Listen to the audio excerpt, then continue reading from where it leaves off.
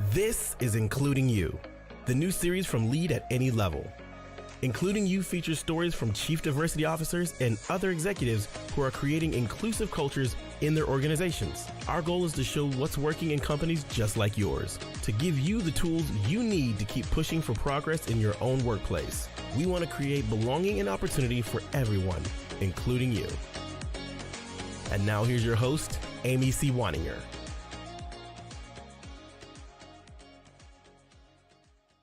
Welcome back to Including You. I'm your host, Amy C. Waninger, the Inclusion Catalyst. My guest today is Jason H. Hawkins. He's the Director of Supplier Diversity of George Mason University. At George Mason University, they believe it will take all of us together to reimagine a better tomorrow, and they're unapologetically focused on action, ready to take on the world's full, messy truths so that we may learn and grow wiser. George Mason University employs about 5,000 people. Jason, welcome to the show. Amy, thank you for having me. It is a pleasure to meet you. I'm glad to be here.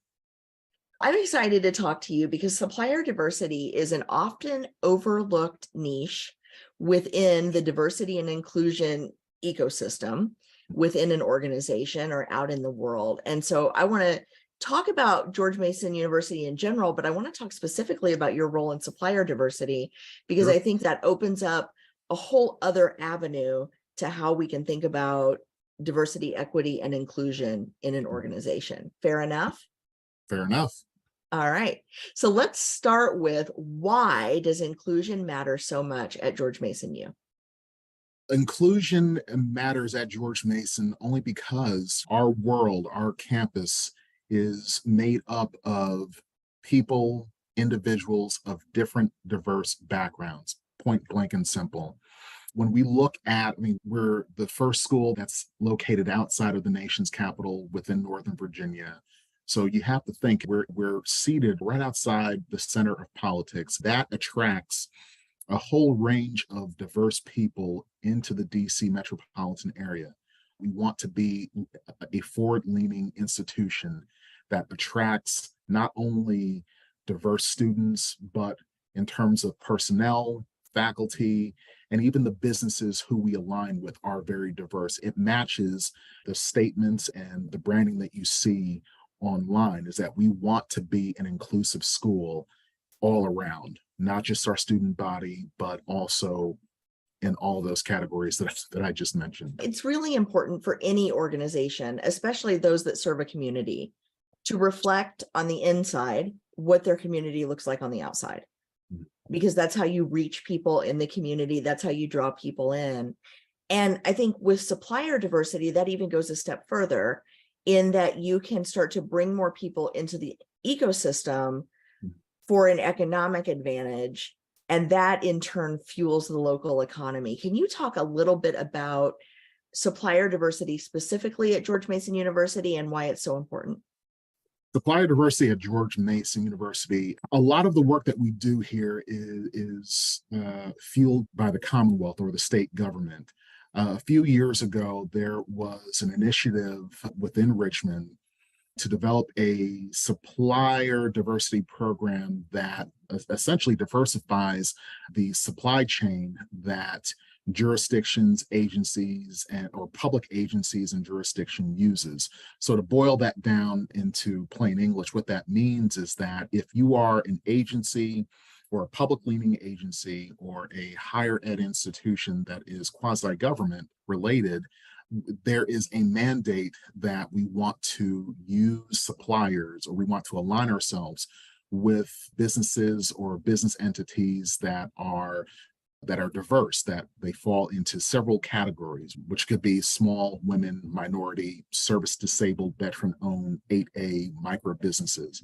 So the Commonwealth has trying to get all of those categories into one bubble. They call this program the SWAM program. So as you think about how the state is trying to capture all of these categories into one bubble, they have called this program the SWAM program. And what it's designed for, it is designed to attract small to mid-sized entities, and also give them an advantage to compete, to market themselves, and to essentially get a piece of the pie and or a piece of the opportunity that some of our prime vendors, when I say prime vendors, I'm talking about the big major companies that you see, Fortune 100 companies that have more resources and more capital to behind their ledger. We attract individuals from all throughout the Commonwealth and every other state that allows businesses to apply for the SWAM program. And it really gives them an avenue to compete, to really analyze the market to see what contract opportunities are out there and which one aligns with their business's goals and endeavors.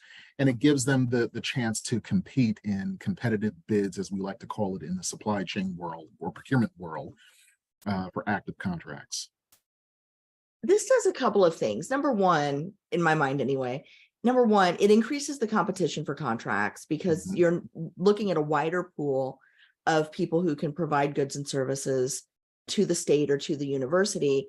But it also diversifies the supply chain so that if there are snags in certain areas, you might be able to source a good or a service from a different vendor that's not experiencing those same hiccups or those same issues.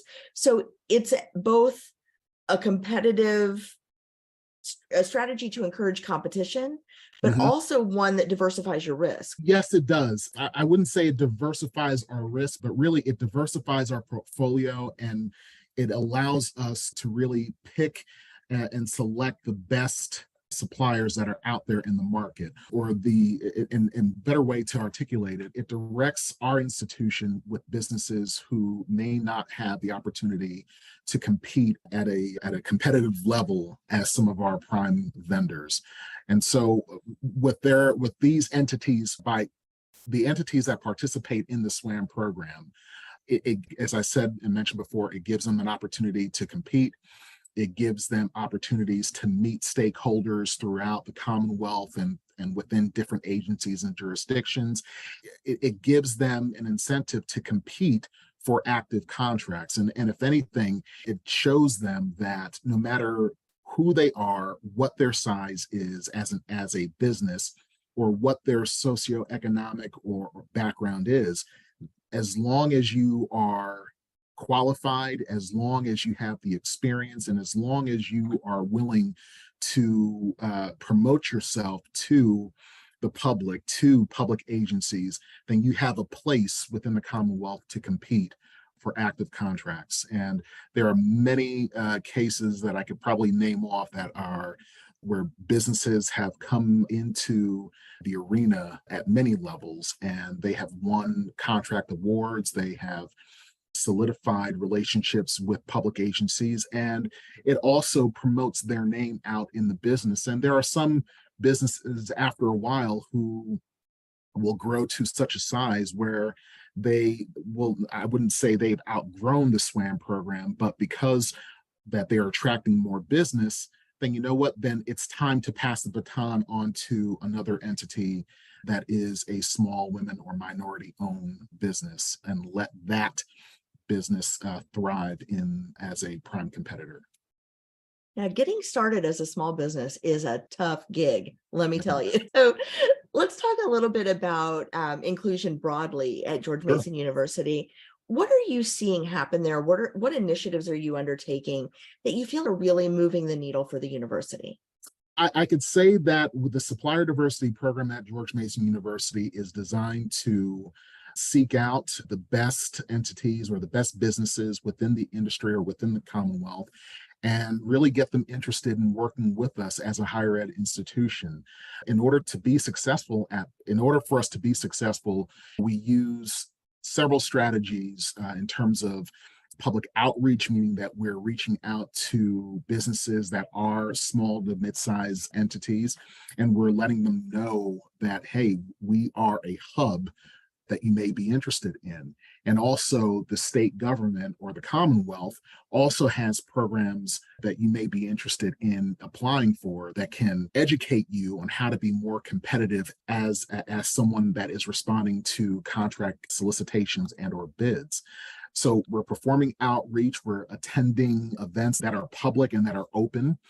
This gets our name out there within the atmosphere. The more that we perform outreach, the more that we are introduced to different individuals within government, within business, within higher ed institutions. It informs them essentially that there's opportunities, not only here at George Mason University, but in also some of the other institutions that are located throughout the Commonwealth. For people who may not be as familiar with procurement or supplier diversity that are listening, it's mind-boggling sometimes to think about what organizations purchase. What different categories or what different goods and services. Can you just give some examples of the breadth of the purchasing responsibilities that your department oversees? You can imagine, for as a big institution or a university like George Mason, our purchases are very diverse to support life and operations at a university. We have a student body here, we have professionals. It's to support the way of life. That means that purchases can range from anything from facilities construction to furniture to food and beverage to supplies to anything that you can think of. People from all walks of life that are coming and staying here for a portion of time, and this is their life. So you have to think that in order for those individuals to be successful, in order for the professionals to really do their job, we have to be very strategic in how we make purchases. Those are a few categories that we focus on, but I'll try not to bore your audience. Oh, no, I think it's fascinating that the university, George Mason, can have purchase agreements on everything from HVAC systems to entire buildings to road work to toilet paper to soap, right? It's such a wide range and it's so much to manage. What are you seeing happen at George Mason University or within the community as a result of your public outreach efforts, as a result of the connections that you're building within the community? Well, as a result of our outreach efforts and our efforts to engage the community, we're seeing a return on our investments, if you will. What does that mean? That means that for every person that we engage, we're receiving double fold. Folks are emailing us, they're contacting us through phone. How can we do business here at Mason? Or better yet, how can we do business with public entities within the Commonwealth of Virginia? So the questions that I will normally get is the process to do business with Mason. Is it the same with other public agencies? Is it the same with other universities? How long does it take? Because you have to think, as a business, to get registered for anything, and especially if you are an entrepreneur that is focused on making business or gathering business for themselves, to take time out of their schedule to apply for another program or to register for something else, it takes precious time away from their called profession. So these individuals that reach out to me, they want to know, okay, is this worth my while? How will this help me? What are some of the examples that you can give me, or if you are willing to share, that can prove to me that, that this program really does what it says that it does. And Amy, I could tell you that not only individuals like myself, but there are also individuals throughout the Commonwealth within the government that really are passionate, that are champions of supplier diversity, and that are doing their best to really extend the bridge of opportunities to businesses that are out there. If businesses are successful, then truly our community is successful. Then the word of mouth then passes on to another entrepreneur that is looking for opportunity. And this is how it just becomes, it's almost like a snowball that's going down a hill, but rather than smashing at the end of its destination, there is good outcomes will come from that snowball moving down the mountain. We're introduced to the many entrepreneurs and individuals that have a lot to offer, and really we'll try our very best to guide them in the right direction. I love hearing the procurement side perspective on supplier diversity. And I'll give you just a little bit of background. So Lead at Any Level, my company, is a certified woman business enterprise, a certified LGBTQ business enterprise. We've got a couple of other certifications kind of floating around out there in different states and different places. And you are correct about the amount of time, because these certifications are no joke. And especially the federal government certifications, 8A, WASB, the woman-owned small business, or economic disadvantaged woman-owned small business, which I have now applied to and failed to get everything right Oh. twice in a row. I've been working on this for 6 months, still don't have it right. It's no small commitment of time, but just the certification doesn't mean a whole lot unless you go register on all of the supplier portals from all of the companies or organizations that you were hoping will buy from you. And even then you still have to build relationships and know when the contracts are coming open and how to approach and how to follow all the rules. And it is a huge time commitment. And I'm so appreciative that you recognize on the procurement side how much small businesses go through just to get in front of a Jason Hawkins or just to get in front of a George Mason University. So thank you for acknowledging that.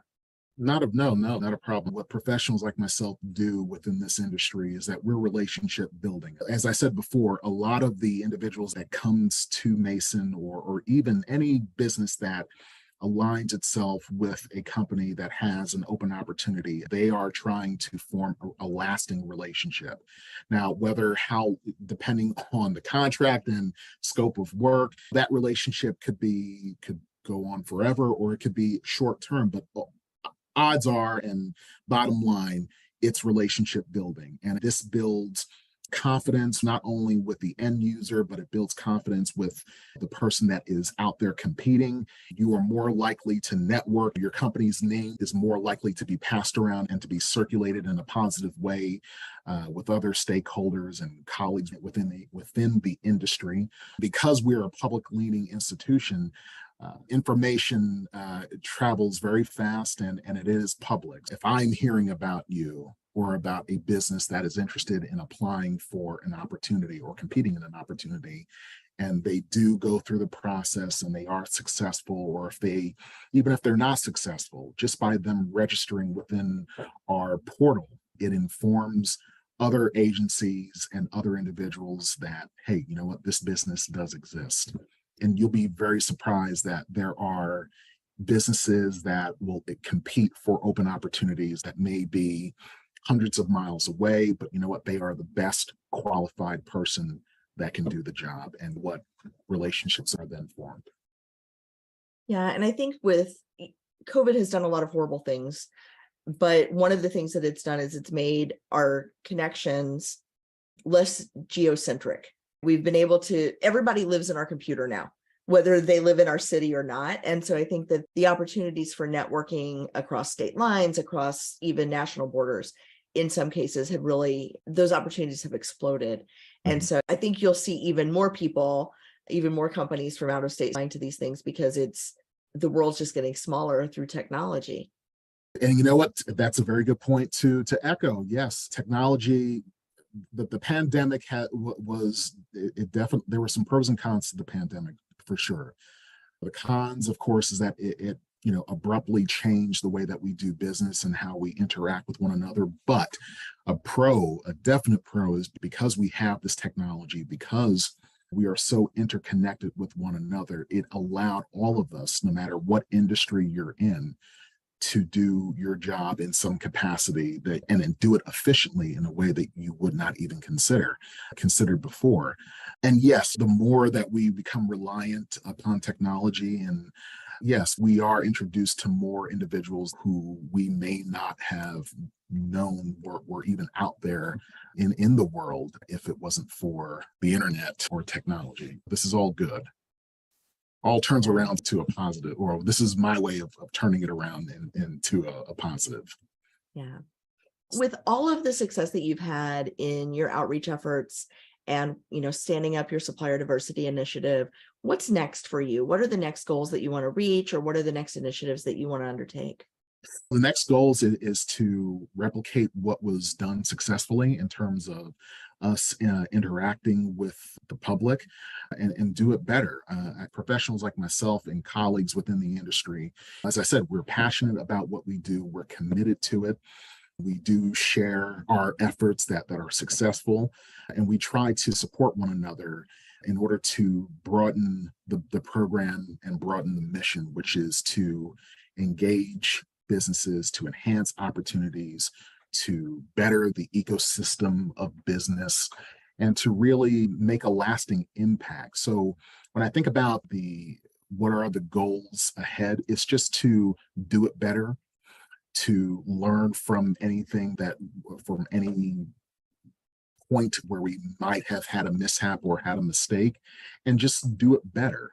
As long as we are able to help businesses achieve their goals, and as long as we're able to show that, you know what, we have a robust supply chain that's not only in name, can say that they're a small women minority owned business, but you know what, these companies, they're actually competing, they're winning contract awards, they're doing good work for the university or another agency in jurisdictions, and they're able to thrive and be successful, then you know what, it seems like a good measure for success.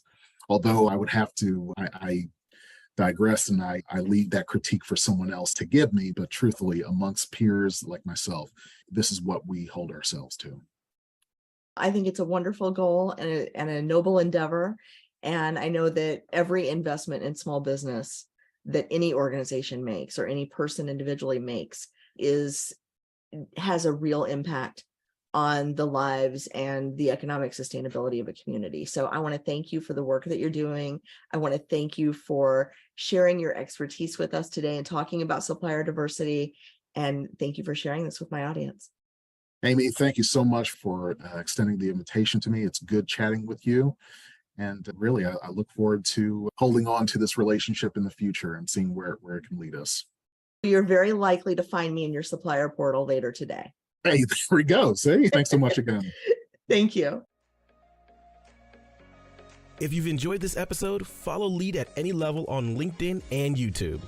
Then join us for Including You video simulcast every Thursday at noon Eastern. Including You can also be enjoyed each week as part of the Living Corporate audio podcast series, available on all major podcast platforms. Learn more at living-corporate.com. Including You is brought to you in part by Lead at Any Level, a boutique training and consulting firm improving employee engagement and retention for companies that promote from within. Lead at Any Level. Leaders can be anywhere and should be everywhere. Learn more at leadatanylevel.com. Lead at Any Level and its logo are registered trademarks of Lead at Any Level LLC. The views and opinions of guests on our show do not necessarily reflect the positions of Lead at Any Level, Living Corporate, or the sponsors of Including You. That's it for this week's episode of Including You. If you enjoyed this episode, please like and subscribe wherever you get your podcasts. Be sure to join me next week when my guest will be Victor Simmons from a